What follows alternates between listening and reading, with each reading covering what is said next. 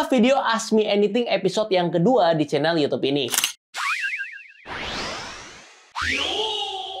Dimana gue akan jawabin semua pertanyaan kalian, baik dari Instagram, komen YouTube, Telegram, pokoknya semua pertanyaan kalian bakal gue jawabin di series kali ini. Kalau berasa pertanyaan kalian belum terjawab, boleh komen di bawah ya. Langsung aja kita ke pertanyaan yang pertama. Di sini ada dari Andre Hermawan. Beli ETF Bitcoin di mana bang? Gak bisa disimpan di Trezor kayaknya. Yes, bener nggak bisa disimpan di cold wallet karena mekanisme pembelian ETF sama seperti mekanisme pembelian saham. Jadi beli Bitcoin ETF bukan di exchanger kripto, tapi belinya di sekuritas saham. Kalian pasti tahu indeks S&P 500 kan? Atau mungkin banyak juga dari kalian yang invest di indeks tersebut lewat produk ETF seperti VOO atau SPY. Nah, beli Bitcoin ETF mekanismenya sama persis seperti kita beli VOO. Jadi nggak bisa self-custody. Makanya gue bilang Bitcoin ETF ini cocok untuk para investor saham yang sebelumnya belum investasi kripto. Mungkin sebelum ada Bitcoin ETF ini, ada beberapa alasan seperti mekanisme pembelian, habis itu penyimpanan yang rumit, keamanan, dan lain-lain yang cukup rumit. Tapi dengan adanya Bitcoin ETF ini tentu akan memudahkan orang-orang yang sebelumnya belum investasi Bitcoin atau ada di TradFi untuk punya exposure ke Bitcoin dengan cara beli Bitcoin ETF. Kalau untuk kalian yang lagi nonton sekarang yang memang udah ngerti kripto, udah bisa self custody, pasti prefernya beli sendiri dan simpan sendiri. Kita lanjut ke pertanyaan yang kedua. Ini dari Gancina Industry. Bang, kalau misalnya sudah belajar trading ataupun investasi dari muda, kira-kira bisa sukses nggak nanti? Jawabannya tergantung, kelola uangnya bener nggak? Investasi dan tradingnya cuan konsisten nggak? Abis itu modalnya bertambah nggak? Tolak ukur suksesnya apa dulu nih? Kalau tolak ukur suksesnya mau pakai nominal uang, let's say 10 miliar deh. Apakah ada jaminan kalau ngerti invest bisa punya 10 miliar? Jawabannya tentu tidak. Kita makan itu selalu dari nominal, bukan dari persentase. Contoh nih, udah jago invest, udah bisa profit konsisten 30% setiap tahun. Modalnya 10 juta, cuannya berapa? 3 juta. Sedangkan di luar sana ada orang lain yang nggak gitu jago invest, cuman bisa hasilin return mungkin 12%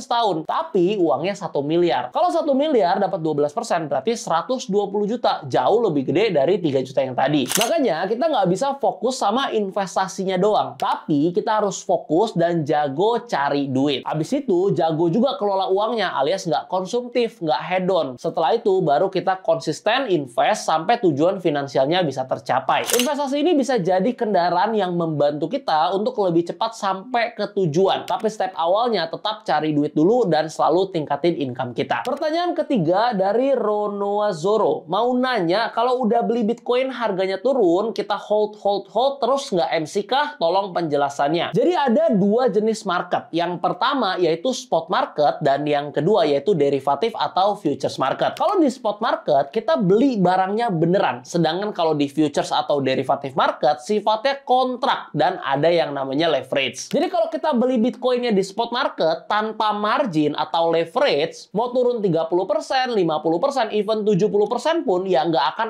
MC atau margin call. Contoh, kita beli 100 juta, habis itu turun nih 50%, ya floating loss 50 juta, masih ada 50 juta. Dan nggak akan pernah margin call karena 1:1 dengan modal yang kita punya. Sedangkan kalau kita belinya di derivatif atau di futures market, kita bisa kena yang namanya margin call. Misalkan nih, equity kita atau modal kita 10 juta rupiah. Lalu kita beli Bitcoin dengan leverage. Pas harganya turun, lalu lossnya sampai sekitar 9,8 juta. Maka posisinya akan otomatis terlikuidasi dan habis semua. Makanya kalau konteksnya invest, ya belinya udah pasti di spot market. Kecuali kalian mau trading, bisa di derivatif market, tapi wajib batasi resiko dengan yang namanya stop loss. Buat penjelasan lengkap soal spot dan derivatif market, mulai dari mekanismenya, perbedaannya, cara transaksi, dan lain-lainnya, kalian bisa tonton di video yang ini. Di sana gue udah jelasin mengenai perbedaan serta mekanismenya secara lengkap.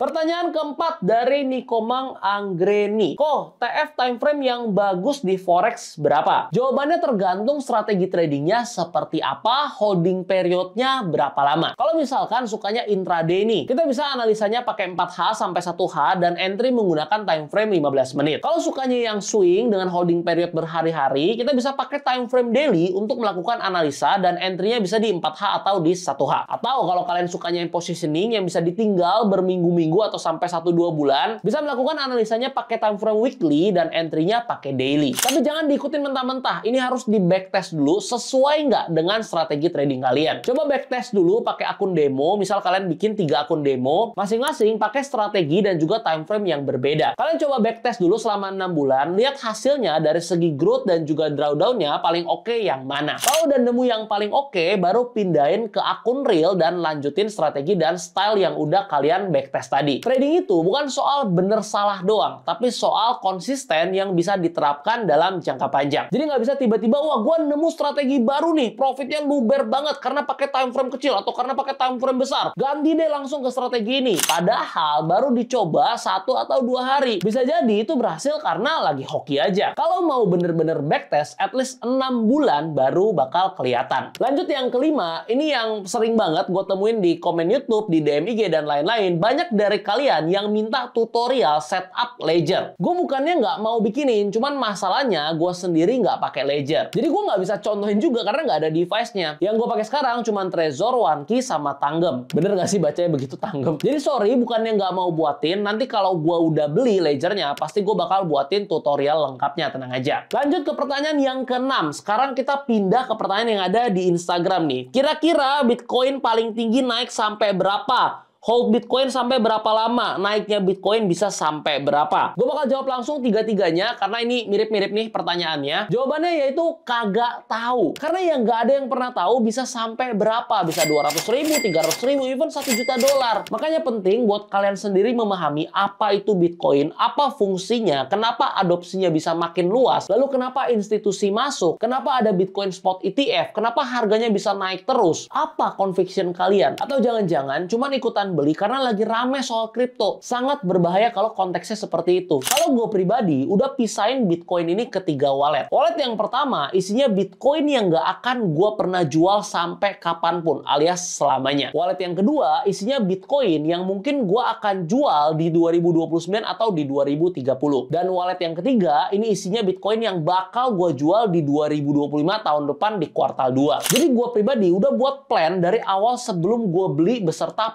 porsinya. Kenapa ada yang gue jual di 2025? Karena tesis gue, harga Bitcoin bakal peak di 2025, setelah itu bakal sideways sangat lama. Jadi ada porsi yang bakal gue take profit dulu untuk diputerin ke aset kelas lainnya. Tapi pertanyaannya, kenapa ada wallet pertama dan wallet kedua yang gue pakai untuk hold very long term? Karena tesis gue bisa aja salah. Bisa aja Bitcoin naik terus sampai 2030.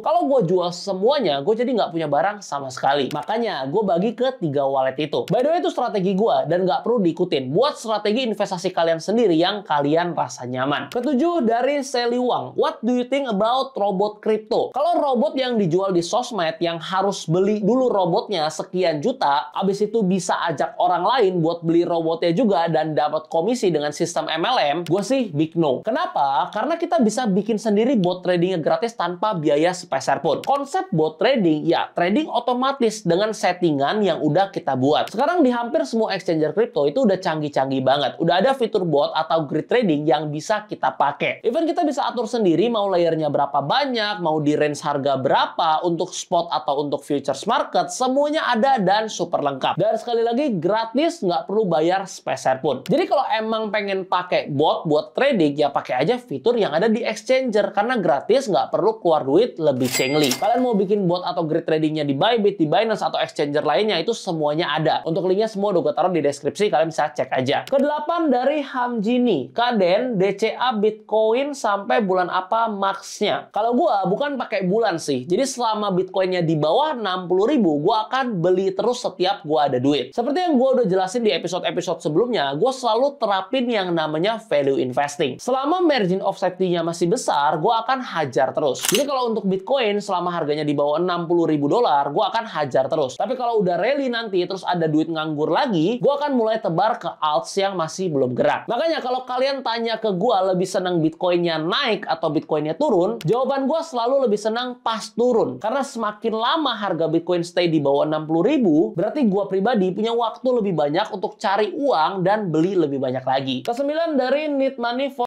Live, pernah nggak di posisi males banget buat trading, Bang? Itu cara kontrol emosinya gimana menurut lu, Bang? Oke, good question. Gue suka banget pertanyaannya. Jawabannya, pernah. Lagi nggak mood, lagi males banget buka chart dan males buka posisi. Habis itu gimana? Ya udah, gue kagak trading. Gue udah jelasin di banyak video, gue nggak trading for living. Jadi buat makan, bayar listrik, kebutuhan, dan lain-lain, semua gue ambil dari active income dari kerjaan gue sekarang. Profit dari trading itu nggak pernah gue ambil sedikit pun. Karena setiap ada profit, kalau gue udah withdraw, pasti langsung gue pindahin ke portofolio invest. Tujuannya untuk di compound di porto invest. Jadi gue pribadi nggak ada kewajiban untuk trading setiap hari. Kalau market lagi enak, mau trading ya trading. Kalau lagi nggak pengen, ya nggak trading juga nggak jadi masalah. Lagian kalau keadaannya memang lagi malas, lagi nggak mood, terus dipaksa trading, hasilnya malah bakalan hancur. Gue pernah jelasin lengkap soal hal ini di video psikologi trading. Kalau kalian mau tonton, kalian bisa cek di video yang ini, linknya udah gue taruh di deskripsi. Ke-10 yang terakhir dari avonstore.id, kok sorry tanya, pas halving nunggu Bitcoin turun baru serok ya?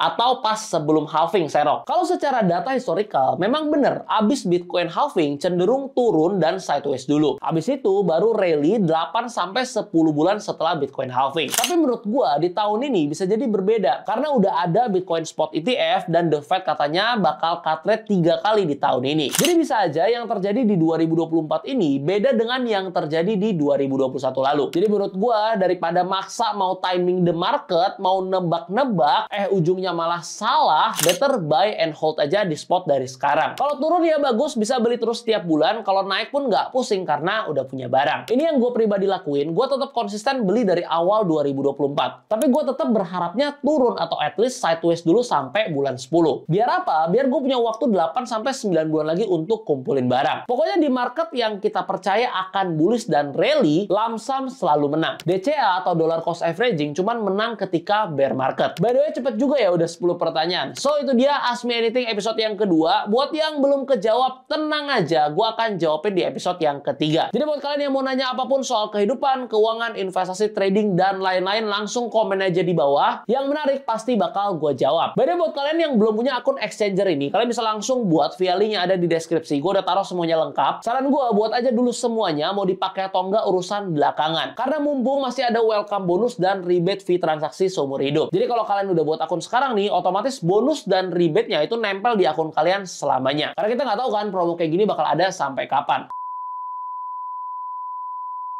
Buat kalian yang baru pertama kali nonton channel YouTube ini, di channel YouTube ini ada 5 series yang terus gue update. Ada belajar trading dari nol, total ada 12 episode. Ada series perspektif, lalu ada series kripto lucu-lucu, di mana gue beli koin atau token sesuai requestnya kalian. Habis itu ada series gibah produktif dengan format podcast. Dan ada series terbaru yaitu Ask Me Anything, yaitu video yang kayak gini, di mana kalian bisa tanya apapun ke gue soal kehidupan, uang, investment, trading, dan lain-lain. Coba kalian komen di bawah series mana yang paling kalian suka, yang jadi favoritnya kalian. Nanti gue akan buatin lebih sering lagi. Jangan lupa subscribe, nyalain loncengnya. Sampai ketemu di video berikutnya. Salam cuan.